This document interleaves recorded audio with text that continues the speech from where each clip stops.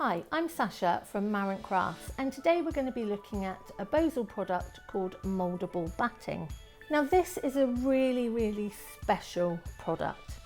Once this is heat activated, the wadding actually changes structure and it goes from a really nice soft wadding to almost a rigid form.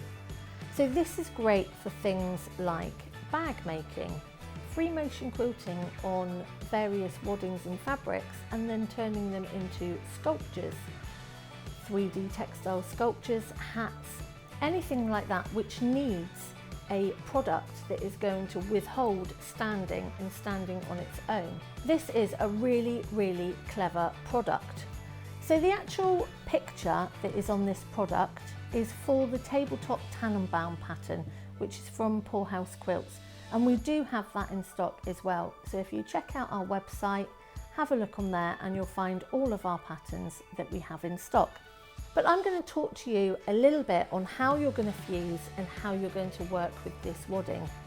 And it's a really important process because once he activates this is when the product changes. So you need to do all your stitching and everything while it's in its soft state and not once you've ironed it. So for this, I've just taken a piece of the mouldable batting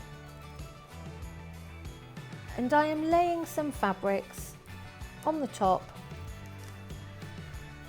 and just on the bottom. And at this point, this is when you would mark your lines, your quilting patterns, or any design that you want to do.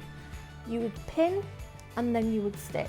And I'm just going to do some really quick stitches for you just to show the effect once it's quilted.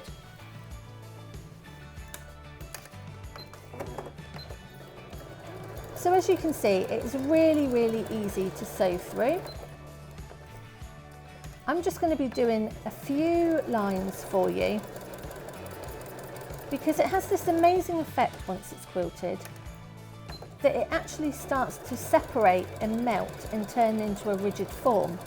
So the fabric on top almost has a baggy effect, but it gives such a great texture, and it's great for people that are actually looking for different textures, different ways to work with different fabrics and different waddings.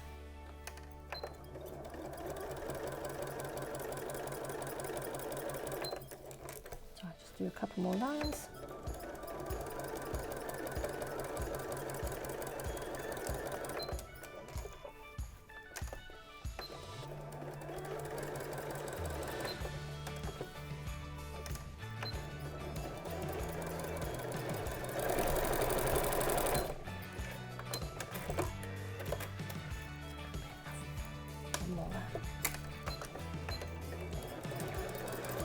So by sewing this, we are just making sure that the fabrics are adhering to the wadding. And I'm just using a regular grey cotton thread for this and just a purple tip needle. Now when you heat this, obviously it becomes very warm and you do need to wait if you are going to put it back under the sewing machine for at least about 10 minutes until it's cooled. So as you can see, I've just done a few lines of stitching and this is when we're actually going to take it over to our iron. We need to be aware of any of the batting that's showing because it will melt. So obviously if you are using this at home, greaseproof paper over the top and it will protect your iron and your ironing board. So I'm just going to trim this up now and this will show how easy this product is to cut. I'm just taking those edges away. So I'm just remove those edges obviously so that when we apply the iron it's not actually going to melt and go sticky over my iron and my ironing board. So now I have my iron and this is my Prim mini iron which I love, and you would have seen it on many of our videos. It is so handy and compact. So by having this by my side it means I can use it for a variety of different projects and also different products, different fabrics, different fibres, just by turning the dial and changing the temperature. So I have got this on quite a warm temperature, between, 3/4 of the way, I would say, not too hot. And also there is no water in here either. I don't want any steam.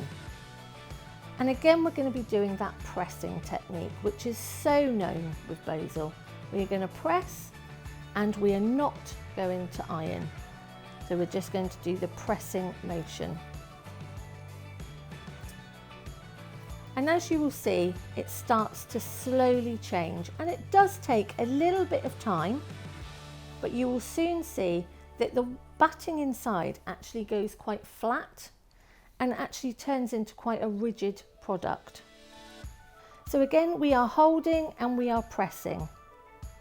And you will see the actual lines of stitches that I have done start to actually disappear into the wadding. And the idea is that the wadding almost eats the stitches.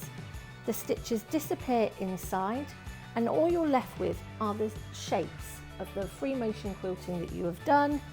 It goes a little bit textured, and it starts turning into this product where you can mould and you can shape just by heating it and moving it when it is warm. As you can see, really slowly it started to have that bubble effect. The stitches are starting to disappear, and you can almost watch it in front of your eyes as it actually starts changing. It's a fascinating product to actually play with, but it's at this stage, once you have heated, you will actually start to feel that the product is starting to change. And you can see it has this really nice textured effect to it. And I'm just going to start again moving my iron now I've fused all over, and as you can see on the back it has a more flat effect than the front.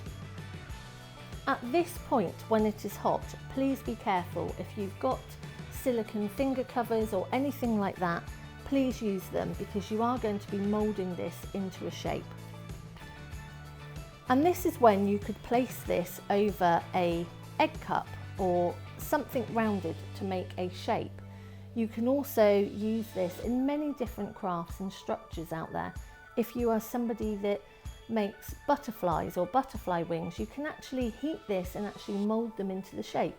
You can turn leaf projects into having the wadding on them and actually bend them and actually turn them into bowls.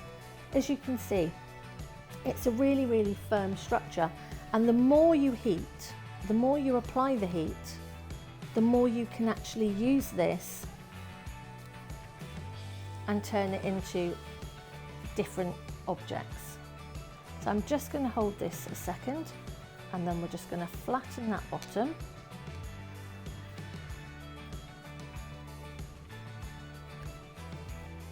And again, once it actually starts cooling down, it will actually cool into a structured piece.